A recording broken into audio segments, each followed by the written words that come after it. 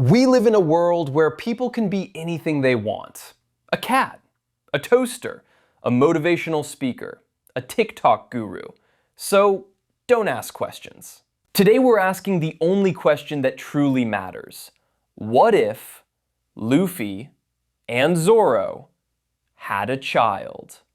Yes, this is real, this is happening, and no, I will not explain myself. Now before you click away, before you comment, bro, what is this? Before you question my sanity, remember, this is a fun theory, a chaotic theory, a completely unhinged idea that somehow makes way too much sense. Because if you take Luffy's limitless freedom, his hunger for adventure, his emotional intelligence, and his ability to turn enemies into friends, and you mix that with Zoro's discipline, pain tolerance, warrior code, loyalty, and borderline suicidal training habits, you don't get balance, you get a walking disaster. This kid would wake up every single day wanting to explore the world, become the strongest, eat everything in sight, protect everyone he loves, and somehow overthrow the world government.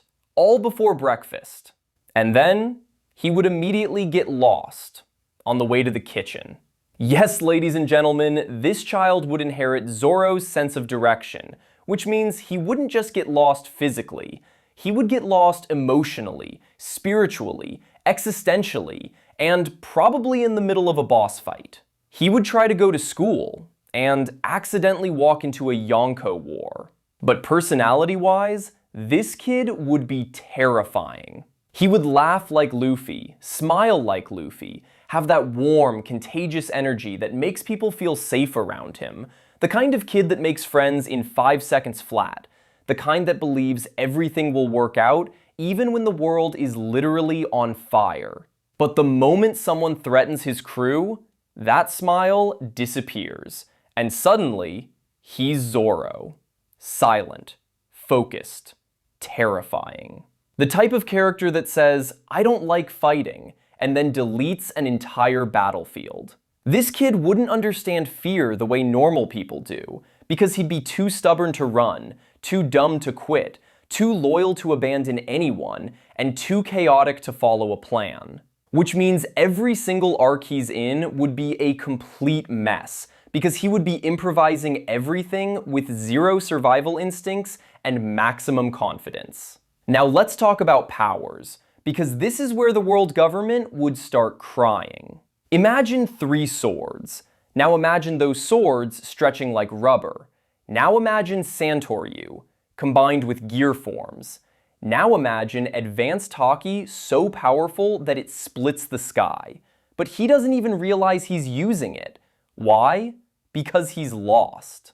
This kid would unlock new transformations by accident. He wouldn't train for them. He wouldn't meditate. He wouldn't even understand what he's doing. He'd be like, oh, what's this glow? Boom, new form. And the name? Gear. Lost. Every time he activates it, he becomes absolutely broken, completely unstoppable, reality warping levels of dangerous. But nobody knows where he is. Not the Marines, not his enemies, not his crew, not even him.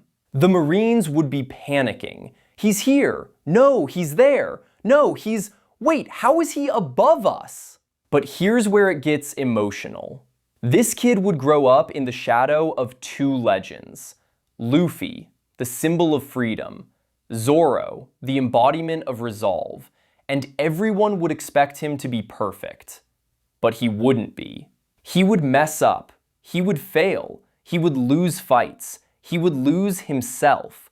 Sometimes he'd want to laugh like Luffy, live carefree, explore without limits, never think about tomorrow. Sometimes he'd want to be like Zoro, serious, disciplined, unstoppable, respected. But most of the time, he wouldn't know who he's supposed to be. And that is what makes him dangerous. Because when he finally figures it out, he won't be a copy. He'll be something new. Not Pirate King, not world's greatest swordsman. Something else. The freest warrior in the world. He wouldn't fight for glory. He wouldn't fight for fame. he wouldn't fight for history.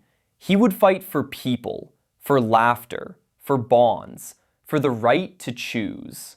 And yes, he'd still get lost, even in emotional moments. Someone would be crying like, "This is the worst day of my life," and he'd be like, "Wait, whose funeral is this?"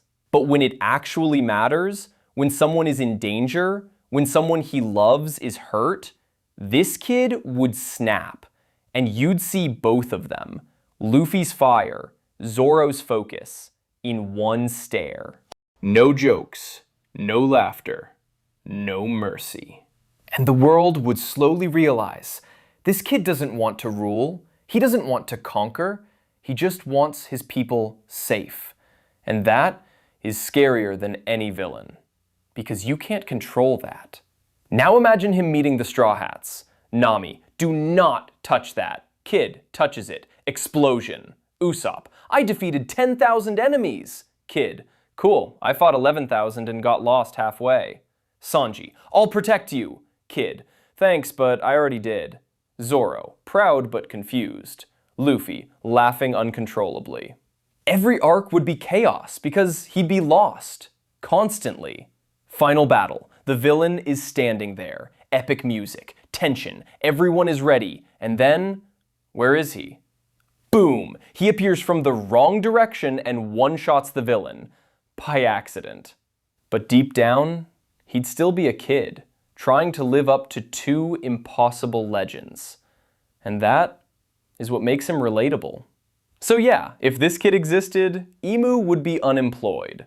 Now I need your help. What should his name be? Devil Fruit or no Devil Fruit? And what should his final form look like? Because I can turn this into a full series. Backstory, first real fight, bounty reveal, his crew, his final form. Tell me in the comments, and if you want more, say it.